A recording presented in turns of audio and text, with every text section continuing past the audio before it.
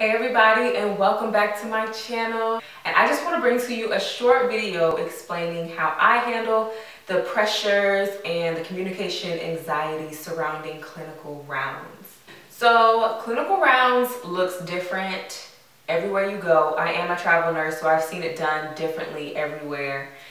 Each facility has a different setting. Some people do it in a conference room where everybody gets together. Some people do it door to door where the whole team just kind of gathers in front of each room with each nurse and just goes from there. Clinical rounding, you guys. So typically in the ICU, it consists of a large team, large interdisciplinary team. That could be your unit director, nurse manager, case managers, any relevant physicians, respiratory therapist director, anybody who really is working together for the patient. So let's get into why we even do clinical rounding. And I hate to admit it, but it does have a very important purpose. Clinical rounding is purposed to bring each interdisciplinary member together on the same page of understanding for that patient's plan of care. And you want this. Yes, it's annoying to have a bunch of people all up in your face asking you a bunch of questions every day or every other day. However, this is very important because you want every member of the team to communicate with each other. Because when that's not together, I'm telling you, it's chaotic for the family, for the patient, and for the nurse. That is the why. In the beginning of my career, clinical rounds used to give me so much anxiety, and I had to stop and ask myself, why is this making me so anxious? So I want you, as step number one, to identify what's making you anxious about this. Why do you not enjoy this time of the day? Why are you frazzled when the team comes around? I know a lot of times they do rounding pretty early in the morning. Sometimes it's at 10 a.m. and 10 a.m. is usually med pass time. So that's kind of frazzling. Usually, like I said, it's a large team, so you have this swarm of authoritative eyes just like glaring at you, and you're kind of center stage, not just for the interdisciplinary team, but for the patient's family if they're there. If the patient's alert and oriented, they just post it up like, what you saying about me? It's just kind of a lot. Depending on who's leading the clinical rounding team, they can kind of be condescending or intimidating and kind of come to you with that I'm testing you kind of vibe. And the whole thing can just be an experience when it doesn't have to be. But first, I want you to identify, what is it that's making you anxious? What is it that's stressing you out about the situation? So then from there, we can kind of go into some ways to make it easier for you. So now I just want to give you 3 simple tips to help you overcome that anxiety and restore confidence in yourself as you go through clinical rounding. Number 1, preparation is key. Now that sounds super cliche and super basic, but it is so important, and that's why it's number 1. Because if you are prepared, that automatically ups your confidence level like times 10.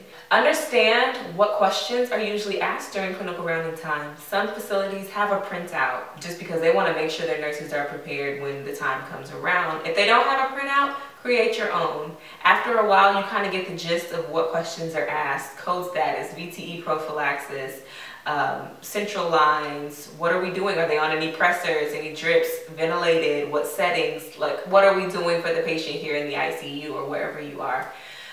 So kind of get in the rhythm of what questions they're asking you. Print that out, write it out, and at the beginning of your shift, answer those questions for yourself before they even come. Be proactive. Also, being proactive, like I said, sometimes they do it during med pass time. That's a good chance to be proactive as well and to prioritize, depending on what medications your patient needs and things of that nature. So prioritize, be proactive, be prepared. These are things that are important as step number 1. The second tip I want to tell you is not to be afraid to tell the team that you don't know something. It's okay to not know. Sometimes information is not relayed from the previous shift. Sometimes you don't have time to gather it from their chart. Sometimes you just simply don't know. But what I do want to add is that you can't leave it there. You can't just leave it at the fact that you don't know something. Either right then and there or throughout your shift, you need to make sure that you're utilizing your resources to find out what it is that you don't know.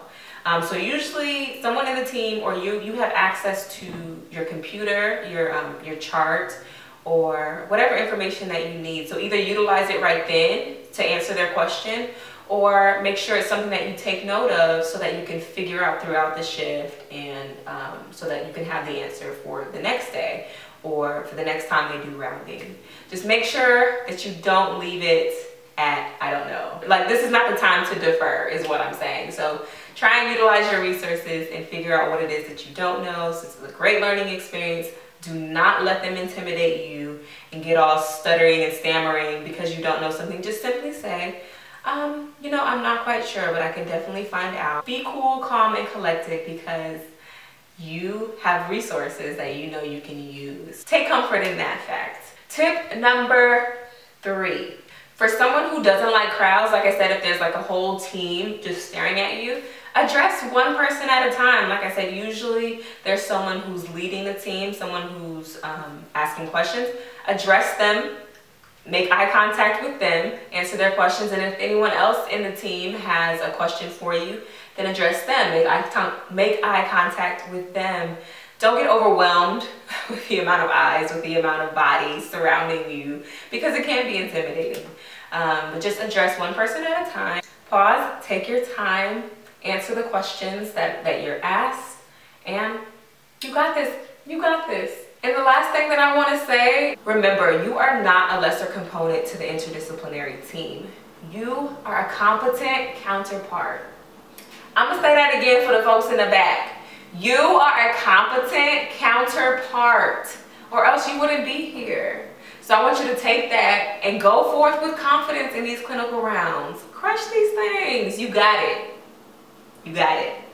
Anyways, I don't know if I covered all your questions or concerns. If you have any additional questions for me, or if they do clinical rounds differently at your facility, let me know down below. I want you guys to stay tuned for more videos. Also, let me know what you want to see from me.